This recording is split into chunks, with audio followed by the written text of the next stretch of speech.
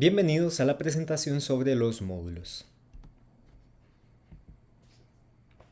Un módulo. Según la RAE, un módulo es una dimensión que convencionalmente se toma como unidad de medida, y más en general todo lo que sirve de norma o regla. También considera que un módulo es una pieza o conjunto unitario de piezas que se repiten en una construcción de cualquier tipo para hacerla más fácil, regular y económica. Las construcciones que tenemos en el ejemplo están formadas por tablas ranuradas idénticas que encajan formando una estructura de zigzag. La tabla puede ser considerada entonces un módulo. Para Bussys-Wong, cuando un diseño ha sido compuesto por una cantidad de formas, las idénticas o similares entre sí son formas unitarias, llamadas módulos, que aparecen más de una vez en el diseño. El estilo gráfico del folleto de la ilustración tiene como módulo de repetición el triángulo y a partir de él se configuran las ilustraciones que acompañan a los textos. El uso de módulos implica, desde su definición, una repetición. Esta es el método más simple para el diseño. Por ejemplo, en la arquitectura, las columnas, las ventanas y las puertas en un edificio pueden estar configuradas por módulos de repetición. Los balcones del edificio forman un módulo. Cada unidad de repetición parece estar formada por un cubo configurado por el balcón y las paredes que le integran al edificio. Puede notarse de que a pesar de que algunos no tienen paredes a sus lados, se perciben como formas idénticas, detonan la sensación de pertenencia. Ahora, esto también sucede por leyes de la Gestalt, por ley de la semejanza. Tipos de repetición. La repetición está estrechamente relacionada con la ley de la semejanza. Puede ser considerada con respecto a cada uno de los siguientes elementos visuales y de relación: repetición de figura, de tamaño, de color, de textura, de dirección, de posición, de espacio y de gravedad. Repetición de figura. Las figuras que se repiten pueden tener diferentes características, medidas, colores, texturas, etc. En el afiche se tienen círculos concéntricos que simbolizan la magnitud de horas lectivas asignadas a cada tema en la educación europea.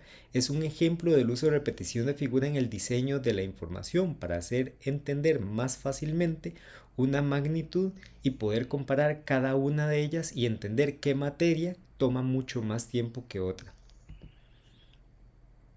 Repetición de tamaño. La repetición de tamaño solo es posible cuando las figuras son también repetidas o muy similares. Las manos en la ilustración tienen posiciones diferentes y también colores diferentes, lo cual implica que sus formas son diferentes. Sin embargo, su tamaño es muy parecido, por lo que se le puede clasificar como repetición de tamaño.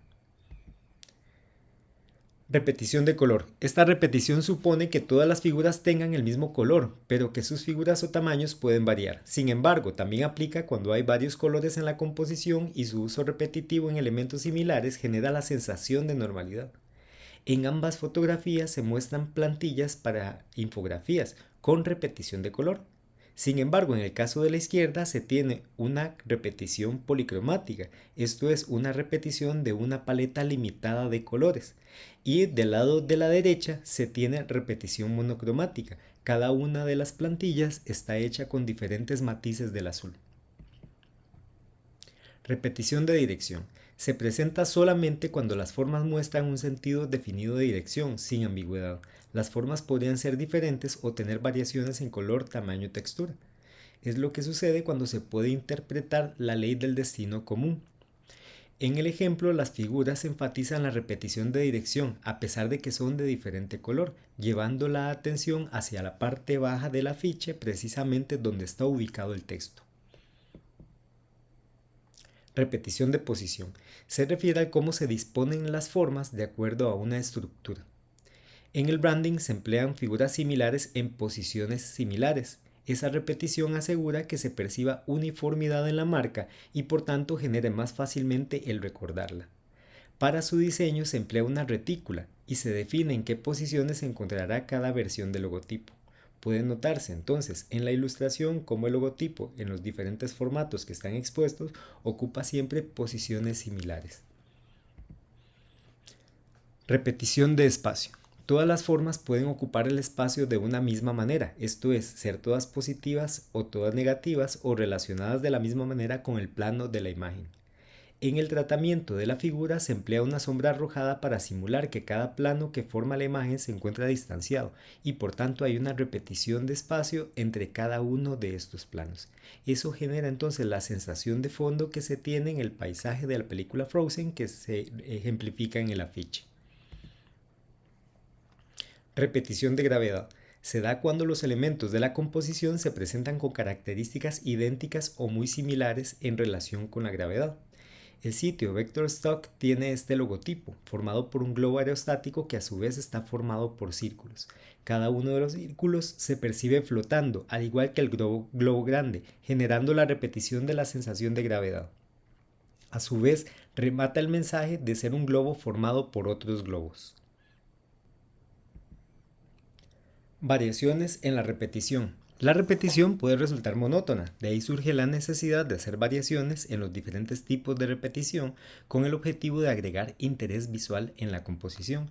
Las variaciones en la repetición de forma, color, tamaño y posición de la imagen ayuda a generar el interés visual.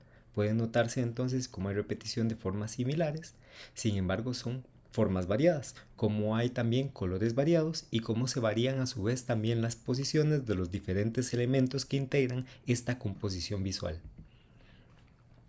Módulos, submódulos y supermódulos. Como se vio anteriormente, los módulos son elementos que se repiten en una composición, cuya característica principal es que son idénticas o tienen una gran similitud. Los módulos pueden estar compuestos por submódulos y a su vez un conjunto de módulos ordenados pueden generar un supermódulo.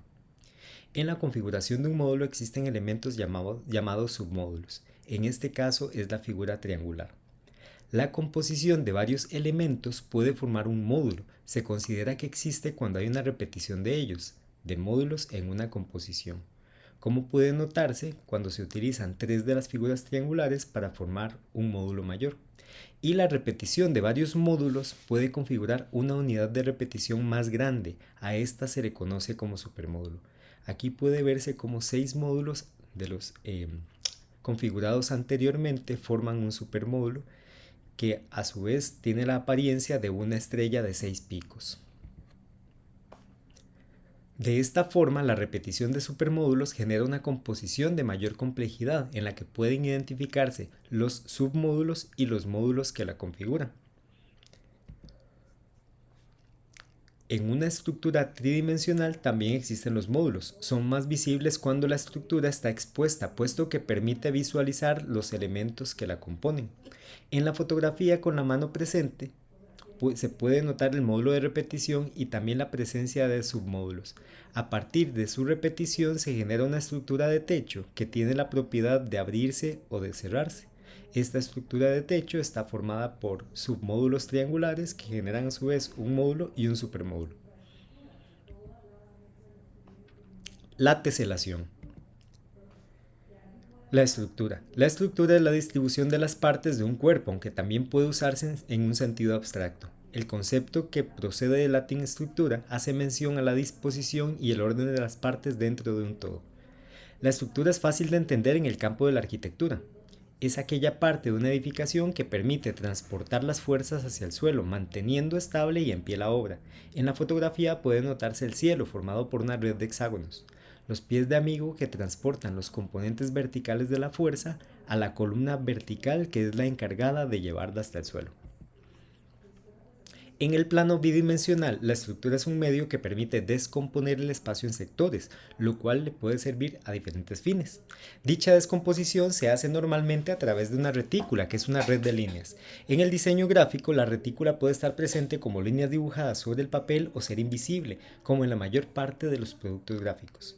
A pesar de no existir líneas impresas, puede notarse que existe una guía de estructura en la distribución de los componentes en su superficie, debido a su estricto orden.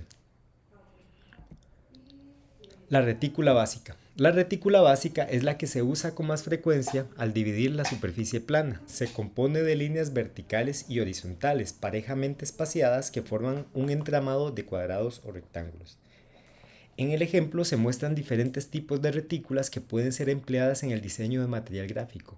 Puede notarse que están formadas principalmente por líneas horizontales y facilitan ubicar textos, fotografías y otro material gráfico en la superficie del formato. La teselación. El concepto de teselación no forma parte del diccionario de la Real Academia de la Lengua Española. El término que sí aparece es teselado, referido a aquello que se compone de teselas. Las teselas, a su vez, son los distintos fragmentos que forman parte de un mosaico, una obra que se compone a partir de diferentes piezas o trozos. Se muestra en el ejemplo un mosaico en pleno armado. Cada una de las piezas individuales, que pueden verse a la par de los círculos que se están formando, conforma el mosaico que se conoce como tesela. Por tanto, podríamos decir que la teselación es sinónimo de retícula, puesto que se da cuando se cubre una superficie con un patrón de formas planas de manera que no hay ni se superponen huecos, como en los ejemplos que podemos encontrar en la ilustración. Las teselaciones forman parte de la naturaleza. Texturas como la cáscara de la piña, la superficie de los ojos de los insectos, los girasoles parten de operaciones de repetición de un módulo que puede considerarse como una tesela. El ser humano ha empleado también la repetición de módulos en buena parte de sus creaciones, como puede notarse en esta escalera de caracol. La teselación regular. Una teselación regular está formada por la repetición de un polígono regular. Para que dicha figura pueda cubrir el 100% del espacio, los ángulos colindantes deben sumar 360 grados. Esta propiedad solo la cumplen tres polígonos: los triángulos equiláteros, los cuadrados y los hexágonos. Los ángulos de estos tres polígonos, que podemos notar en el ejemplo, al sumarse completan 360 grados. Esta particularidad hace que llenen el 100% del espacio en una superficie plana. La teselación semirregular. Una teselación semirregular está hecha con dos o más polígonos regulares. Existen 8 de estas teselaciones.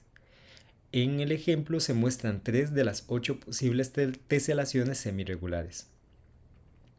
En la versión slides de esta presentación pueden verse completas. La teselación demirregular. Están formados usando los 3 teselados regulares y los 8 teselados semirregulares. Existen 14 teselados demirregulares. Estas son 6 de las 14 posibles teselaciones demirregulares. Pueden verse todas juntas a través de este enlace en la presentación slides publicada en la página del TEC Digital. La teselación irregular. Los teselados irregulares están construidos a partir de polígonos regulares e irregulares que, al igual que todas las teselaciones, cubren toda la superficie sin superponerse ni dejar espacios vacíos. La distribución de los polígonos en los distintos vértices es cíclica. Pueden darse 3, 4, 5 y más distribuciones que harán que la periodicidad sea más espaciada, requiriendo dibujar una gran porción de la tesela para poder ver el ciclo completo. En el ejemplo tenemos un mosaico islámico que está formado por diferentes figuras. Puede notarse entonces que hay mayor variedad de formas respecto de los ejemplos que hemos visto anteriormente y que estas formas son también más irregulares que antes. Puede notarse también que se necesita una área amplia para poder entender la naturaleza del teselado y para poder comprender entonces los diferentes integrantes que lo conforman, y que puede notarse que hay la presencia de módulos, de submódulos y de supermódulos en su configuración. ¿Cómo hacer una teselación regular? O cómo diseñar una teselación regular. El paso 1 es utilizar uno de los polígonos regulares con los que se puede teselar el plano, por ejemplo un cuadrado. Puede emplearse estructuras superpuestas para facilitar el diseño del módulo. En el caso del ejemplo se utilizó un cuadrado dividido en una retícula de 4×4. Luego fueron dibujadas dentro de esta retícula base, como decisión del diseñador, las diagonales de los cuadrados. Y se superpuso una red de círculos de radio igual al lado del cuadrado para aumentar la complejidad de la retícula. Entre más posibilidades de trazo tengamos dentro de esta retícula, esto es, entre más complejidad tenga la retícula, va a ser más sencillo desarrollar entonces una teselación regular. Paso 2. Hay que recortar una sección del cuadrado. En el ejemplo tenemos en violeta marcado el cuadrado de base que se está trabajando. En este cuadrado base se le está quitando una figura irregular en la parte inferior izquierda y se está colocando en la parte superior derecha. Se realizó una sustracción empleando una superposición de estructuras como patrón para definir el recorte. En la parte superior de color cian se encuentra entonces la forma extraída. Y A la par tenemos una validación y en esa validación se comprueba que la tesela ocupe todo el espacio. Debe intervenirse todavía más porque su forma es muy cercana al cuadrado. Está manteniéndose entonces, en términos estéticos, muy cercano a la estructura que le da vida. Cuarto, se sigue repitiendo este proceso de extraer una pieza y colocarla en el sentido opuesto, tantas veces como sea necesario, y para cada uno de los pasos se tiene que hacer la comprobación de que la tesela llena por completo el espacio. Y una vez definida la tesela, se verifica, finalmente, que deje el espacio sin dejar algún intersticio, esto es, que llene el espacio y que no queden huecos vacíos conforme se van acomodando cada una de las teselas. Si se logra ese cometido, entonces se obtiene una teselación de tipo regular. ¿Cómo se hace una teselación islámica? Adjunto van a encontrar un video adjunto a esta presentación en el cual se explicará cómo se generan las teselaciones islámicas.